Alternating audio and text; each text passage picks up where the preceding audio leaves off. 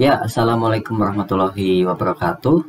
Oke, teman-teman, di video saya kali ini kita akan membahas tentang bagaimana melakukan pengolahan data foto udara menggunakan PCI Geomatica ya. Jadi di video yang pertama ini saya akan membahas tentang datanya terlebih dahulu. Jadi pengenalan tentang data-data apa saja yang digunakan seperti itu. Jadi sebelum nanti masuk ke proses, kita sudah tahulah apa saja data yang diperlukan dalam pengolahan uh, di proses kali ini. Oke, jadi mungkin sebelum kita membuka softwarenya, kita uh, bahas dulu ya tentang datanya itu sendiri. Jadi yang pertama adalah data foto udaranya itu sendiri ya. Jadi kita di sini akan menggunakan 6 scene foto dengan 2 jalur terbang. Jadi kalau misalnya kita lihat quick look-nya ya seperti ini. Nah, ini foto yang pertama. Jadi nanti pesawatnya arah terbangnya ke sana ya. Jadi bisa kita lihat kita next. Ya, seperti ini. Ya, kemudian ke sana. Nah, untuk jalur yang kedua arahnya ke bawah, arah sebaliknya. Seperti ini. Ya, yang ketiga. Oke, seperti itu. Jadi data yang pertama adalah data foto udaranya itu sendiri. Kemudian data yang kedua adalah data EO atau exterior orientation-nya. Jadi ada, karena jumlah fotonya ada 6 ya, jadi ada 6 nilai X, Y, Z dan omega pi kappa dari setiap fotonya ya. Ini adalah X, Y, Z, kemudian ini adalah omega, kolom kedua adalah pi, kolom yang ketiga adalah kappa. Lalu data yang ketiga adalah data GCP-nya. Jadi di sini ada beberapa titik ya, tapi di pengolahannya nanti hanya ada 3 titik yang saya gunakan, yaitu AEG 02, AEG 07, dan AEG 15. Yang lainnya nanti bisa kita gunakan sebagai ICP misalnya. Oke, seperti itu. Jadi ada 3 data penting ya yang harus kita punya dalam menggunakan atau dalam mengolah data foto udara, dari data hasil akuisisi hingga nantinya menjadi sebuah ortofoto. Ya, lalu kita buka saja ya untuk softwarenya, yaitu PCI Geomatica. Nah, untuk tampilan awalnya seperti ini. Jadi kita pilih yang Auto Engine. Kita buat dulu projectnya di File, New. Lalu pilih lokasi yang akan kita gunakan untuk menyimpan project ini, misalnya di sini ya, di demo. Demo misalnya. Ya, bisa seperti ini, bisa disimpan dalam dengan nama apa saja. Lalu pilih yang areal fotografi, pilih yang digital. Untuk yang EO-nya pilih compute from GCPs and tie points. Klik OK. Nah, untuk output projection-nya, karena dalam data yang kita punya itu dalam UTM ya, pilih UTM di sini.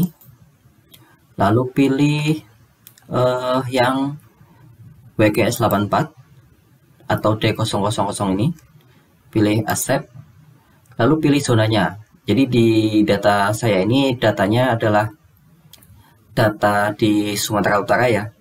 Jadi pilih zona 47, seperti kita tahu di Sumatera Utara itu adalah zona 47, accept, dan pilih row-nya. Untuk wilayah saya ini adalah row N untuk zona UTM-nya.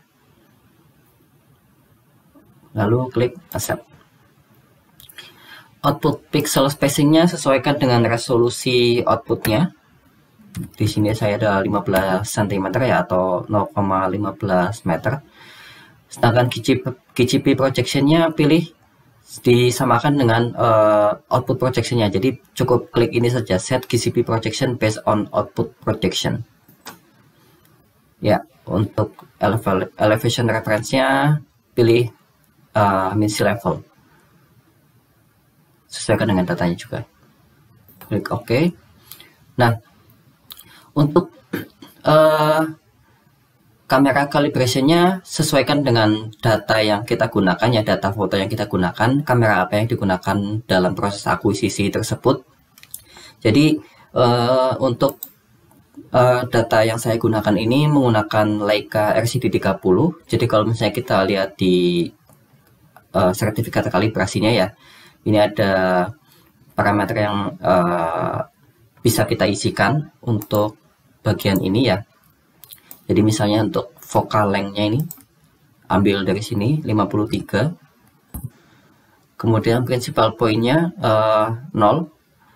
Chip size-nya ini adalah ukuran sensor kameranya ya. Jadi yang ini sebenarnya.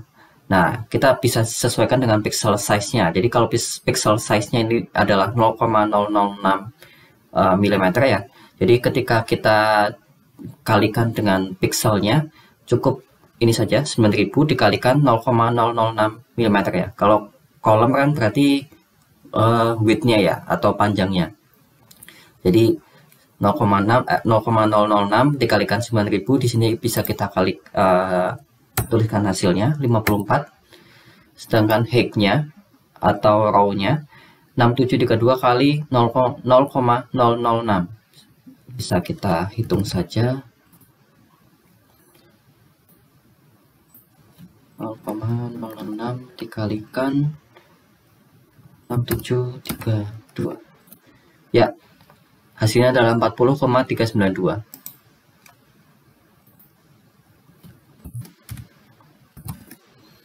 Oke. Untuk radial distortionnya isikan 0 saja di sini. Ya, mungkin cukup ya. Bisa kita klik OK. Ya, untuk project settingnya hanya seperti itu saja. Jadi yang perlu kita masukkan bagian dari output dan GCP projection serta kamera calibration. Sekarang kita masuk ke proses yang kedua ya, di data inputnya.